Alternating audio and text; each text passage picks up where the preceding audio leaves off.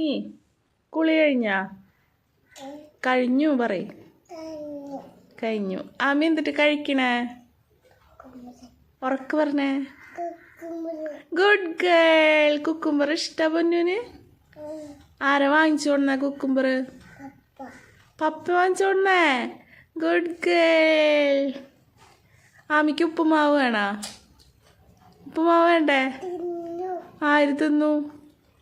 എപ്പ തിന്നു? ആമിയുടെ മുടിയിൽ പൗഡർ ഉണ്ടല്ലോ ആമിയെ.